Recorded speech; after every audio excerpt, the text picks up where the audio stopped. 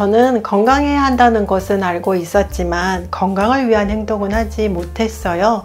왜냐하면 70이 넘은 저의 모습을 상상하는 것도 잘 안 되고 신체에서 느껴지는 소소한 불편함은 있지만 주변 지인들의 건강검진 결과도 저랑 비슷하게 나와서 나만 특별히 더 나쁜 것은 아닌가 봐 하면서 건강의 소중함을 잘 못 느꼈었거든요. 그런데 예전이면 가볍게 지나갈 감기도 40, 50이 지나면서부터는 이전과는 다르게 가끔은 병치레도 하고 무엇보다도 부모님이 갑자기 아프시면서 한순간에 저렇게 되실 수 있다는 게 믿어지지 않았지만 시간이 지나면서 평소에 건강하게 생활하는 것이 중요하다는 것을 뒤늦게 많이 느끼고 생각하게 되었던 것 같아요.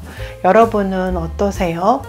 저속노화로 유명하신 정희원 교수님은 단순한 생활 습관만 중재해도 치매 발병률을 절반으로 줄이고 뇌의 노화 속도를 75% 늦출 수 있다고 하셨습니다.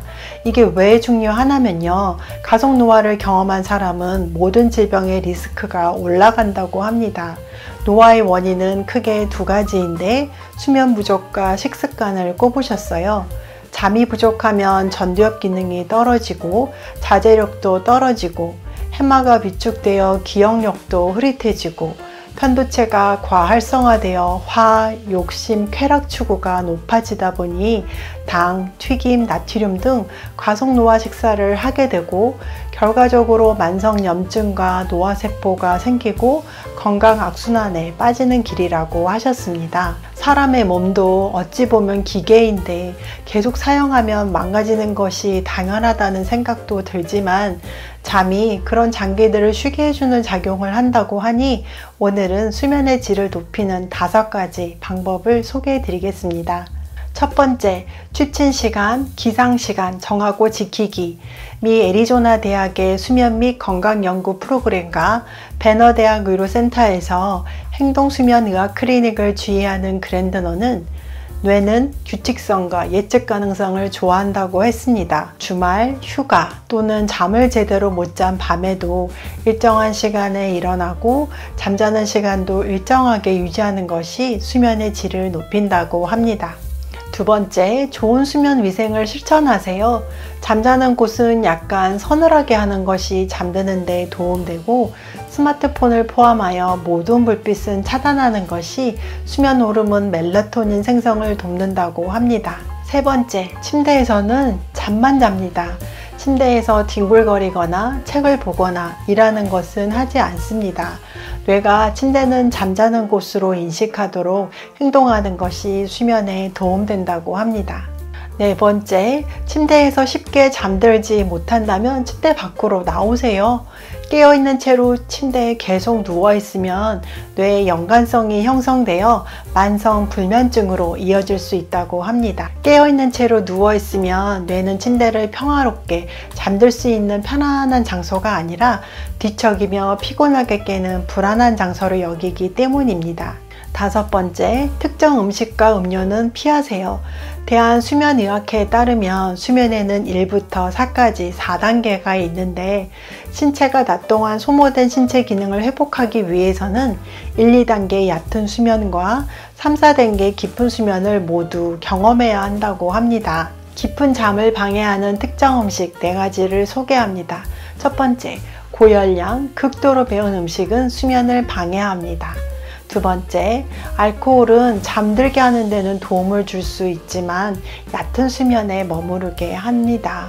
세 번째, 담배 니코틴은 불면증을 일으킬 수 있는 중추 신경계를 자극하고 심장 박동수를 높이고 혈압도 올리고 각성을 나타내는 빠른 뇌파 활동을 자극하기 때문에 잠들기 어렵게 만듭니다.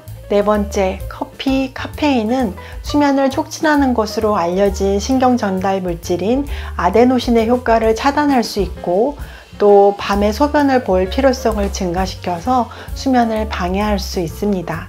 카페인에 예민하신 분이라면 정오 이후에는 커피 드시는 것을 줄이시는 것이 도움됩니다. 여러분이 지금 보고 계신 채널은 건강하게 커피 마시는 법에 대해서 다루고 있고 모르면 후회하는 건강에 안 좋은 커피 습관에 대해서 아래 댓글에 남겨놓겠습니다. 엄마가 치매 걸리시고 치매에 관한 공부를 하면서 한 가지 깨달은 점이 있었는데요. 평생 부지런하시고 매일 운동도 하셨지만 하루 3-4시간 이상 잠을 주무시는 모습을 본 적이 없었는데 그게 뇌에는 그렇게 안 좋았구나, 그걸 깨달았어요.